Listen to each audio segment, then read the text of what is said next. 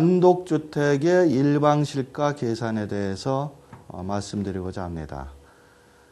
일방실가라고 말씀드리면 쌍방실가에 대한 그 반대말이 되겠습니다.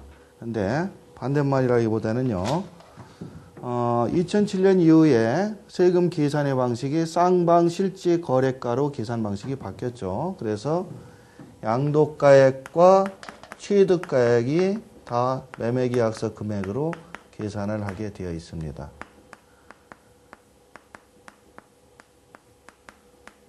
이와 같이 양도가액과 취득가액을 다 매매계약서 금액을 확인해 가지고 얼마에 사서 얼마에 팔았느냐를 가지고 차액을 뽑는 방식을 쌍방실지 거래가 계산 방식이라고 합니다.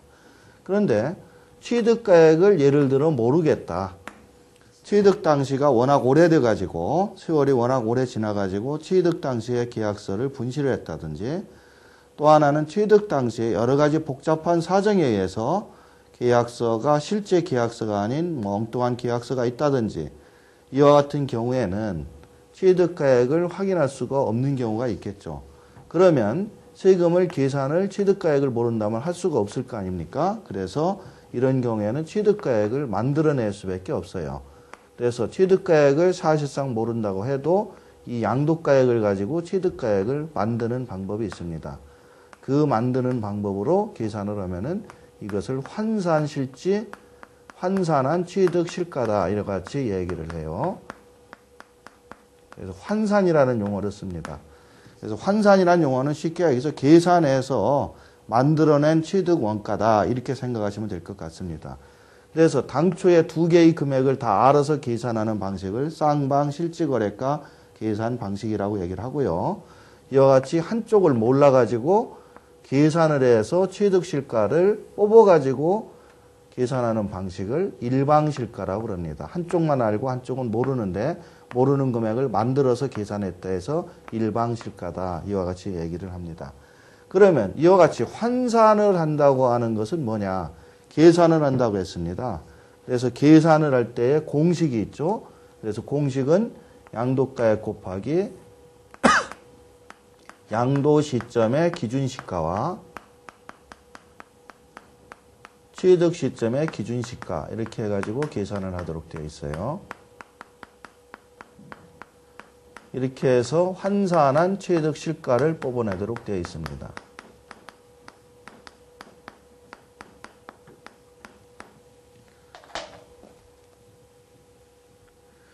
그러면 여기에서 양도 기준시가, 양도라는 것은 양도하는 시점의 기준시가라는 뜻이고요. 취득 기준시가 할 땐 취득하는 시점의 기준시가인데, 요 기준시가가 뭐냐?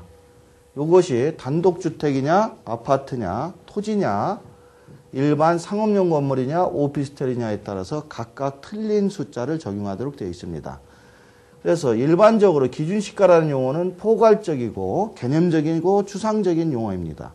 그래서 단독주택일 때의 기준시가는 개별 주택 공시가격이 되겠습니다. 만약에 이것이 아파트 같은 경우라는 공동주택 공시가격이 될 것이고요. 토지 같은 경우에는 개별 공시지가가 될 것입니다. 그래서 오늘 공부할 사례는 단독주택이기 때문에 이 기준시가라는 것이 개별 주택가격을 얘기한다. 개별 주택가격을 얘기한다. 금년에 개별 주택가격을 약 몇백만 원 이것도 고시를 했는데요. 이 개별 주택가격을 고시를 한 숫자를 가지고 적용하니까 양도 시점과 취득 시점의 개별 주택가격만 찾아낸다면 공식이 완성이 되겠죠. 그래서 이 숫자를 찾아내는 일이 이 계산의 핵심이 되겠습니다. 자, 사례를 보도록 하죠.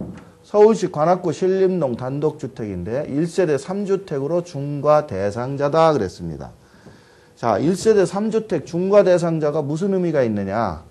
2010년 같은 경우에는 세율이 이미 중과 세율을 적용 안 하고 일반 세율로 완화가 됐기 때문에 별 의미가 없지 않느냐, 이럴 수가 있겠습니다만은 중과 대상자일 경우에는 비록 금년에 세율이 완화는 됐다고 하지만 장기보유 특별공제는 적용하지 못하도록 되어 있다는 점이 있죠. 그래서 3주택 중과 대상자라면 세율은 일반 세율이지만 장특공제는 적용 못하는구나, 이렇게 이해를 해야 될 것 같고요. 양도일이 2010년 10월에 팔았는데 취득은 2005년 6월 달에 샀답니다. 5년 전인데 5년 전에 어찌어찌 사정이 돼가지고 5년 전에 얼마를 샀는지 확인이 안 된다. 2010년 10월에 샀을 때는 팔았을 때는 5억 5천만 원에 팔았다. 5억 5천만 원의 양도 실가인데 실제 샀던 금액은 확인이 안 돼서 모르겠다. 자, 이런 경우에 과세관청인 세무서에서 어떤 시각으로 볼 거냐의 문제가 있어요.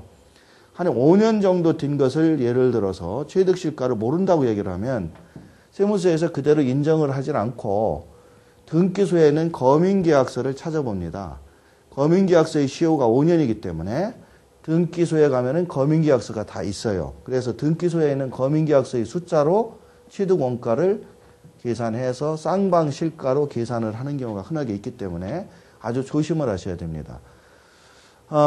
사실상 거민계약서보다도 자기가 높게 거래를 했다면 높게 거래한 계약서를 찾아내는 것이 더 유리한 거지, 이런 경우에 거민계약서로 나중에 추징받을 경우를 고려를 하셔야 되는데 전혀 그런 생각을 안 하고 그냥 무조건 일방실가로 환산을 했다가 나중에 과세관청인 세무서에서 인정을 않는 경우에는 꼼짝없이 세금을 더 물어내는 경우도 있다는 점을 명심하시기 바랍니다.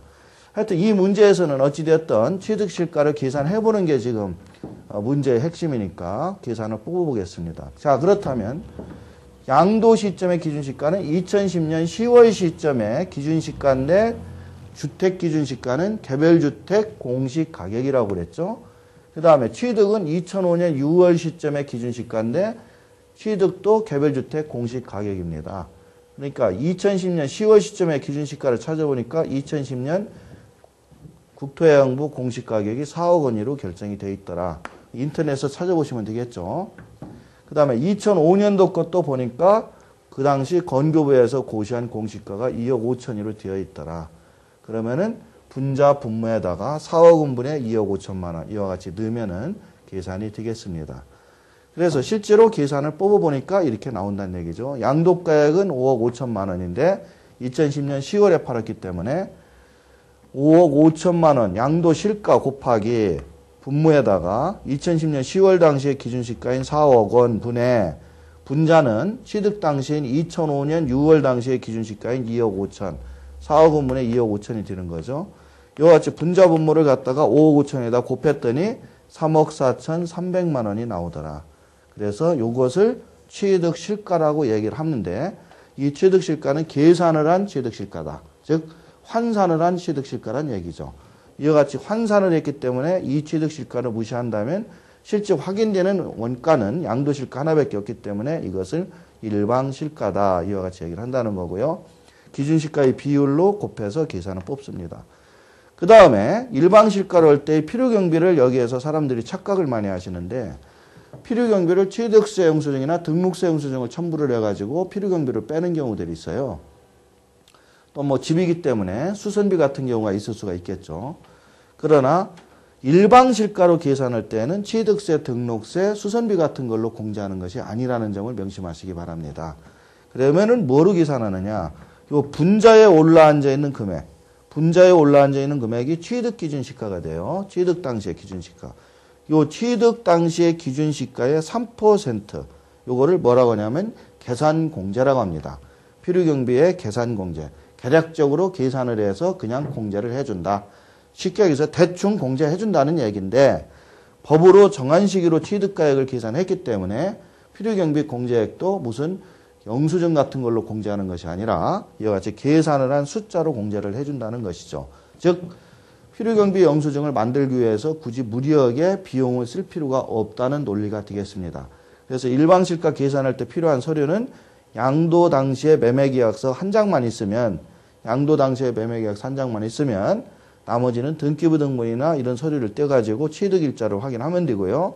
취득가액을 역산해서 뽑고 필요경비도 역산해서 뽑기 때문에 일방실가로 계산할 때는 매매계약서 한 장만 가지고 세금이 계산이 된다는 아주 간단하게 필요서류가 다 없어도 매매계약서만 가지고도 세금을 계산할 수 있다는 겁니다. 그리고 이와 같이 계산을 할 수 있어야만 세무서에서 이 취득가액이 예를 들어 확인이 안 되는 납세자가 있다. 세금을 고지를 해야 되는데 취득원가를 확인하기 위해서 그것을 아무리 조사하고 다녀도 확인이 안 된다. 그러면 쌍방실가의 계산만 있다면 세금을 고지할 수가 없겠죠.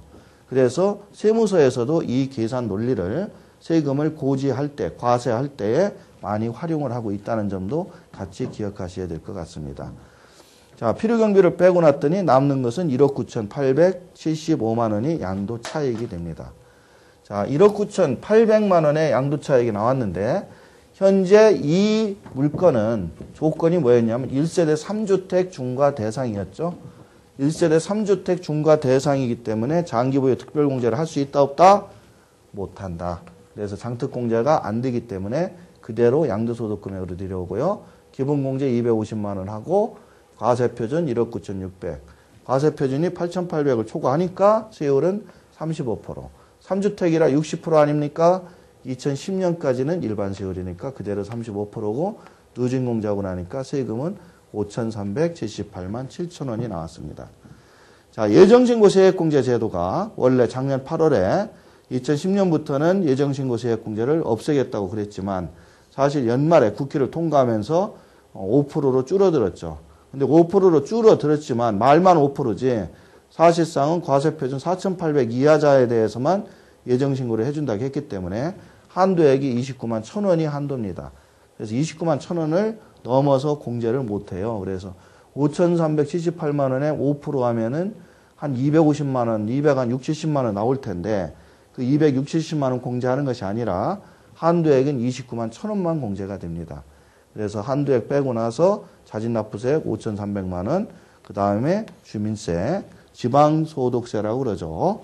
지방소득세인 530만 원 합쳐서 5,884만 5천 원을 세금으로 납부하도록 되어 있습니다.